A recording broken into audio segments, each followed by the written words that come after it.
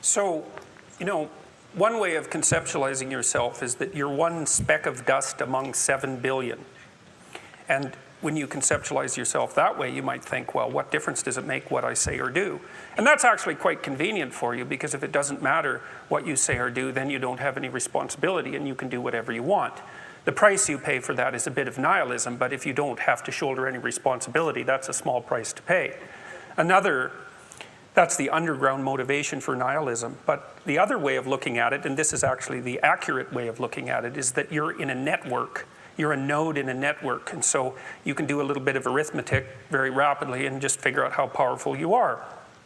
You know 1,000 people. You're going to know more than that over the course of your life, but let's say 1,000 for the sake of argument for now. They know 1,000 people.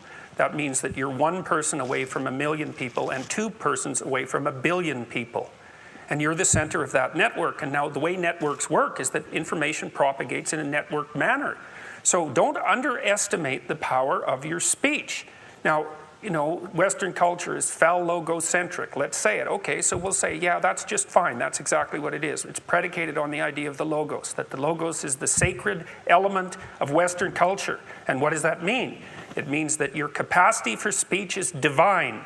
It's the thing that generates order from chaos and then sometimes turns pathological order into chaos when it has to. Don't underestimate the power of truth. There's nothing more powerful. Now, in order to speak what you might regard as the truth, you have to let go of the outcome. You have to think, all right, I'm going to say what I think, stupid as I am, biased as I am, ignorant as I am. I'm going to state what I think as clearly as I can, and I'm going to live with the consequences no matter what they are.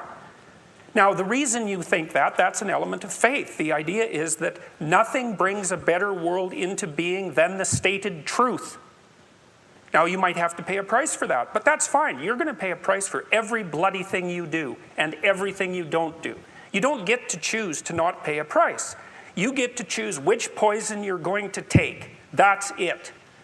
So if you're going to stand up for something, stand up for your truth. It'll shape you, because people will respond and object and tell you why you're a fool and a biased moron and why you're ignorant. And then if you listen to them, you'll be just that much less like that the next time you say something. And if you do that for 5 years, you'll be so damn tough and articulate and able to communicate and withstand pressure that you won't even recognize yourself. And then you'll be a force to contend with.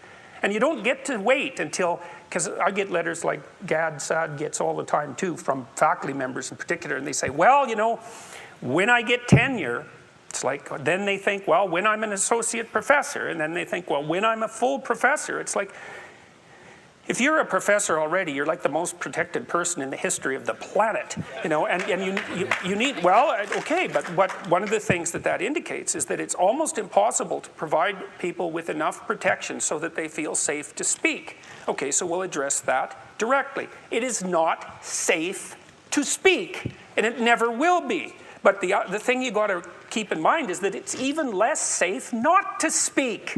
Right? It's a balance of risks. It's like you want to pay the price for being who you are and stating your mode of being in the world, or do you want to pay the price for being a bloody serf, one that's enslaved him or herself? Well, that's a major price, man. That thing unfolds over decades, and you'll just be a miserable worm at the end of about 20 years of that, right? No self-respect, no power, no ability to voice your opinions, nothing left but resentment because everyone's against you, because of course you've never stood up for yourself. It's like, say what you think carefully, pay attention to your words. The price is, it's a price you want to pay if you are willing to believe that truth is the cornerstone of society. And in the most real sense, if you're willing to take that leap, then tell the truth and see what happens. And nothing better could possibly happen to you. There'll be ups and downs, and there'll be pushback, and there'll be controversy and all of that, but it doesn't matter. The truth is what makes the world, the truth is what redeems the world from hell, and that's the truth.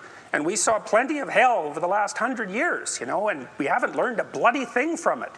It's like, wake up, tell the truth, or at least don't lie. That's a start.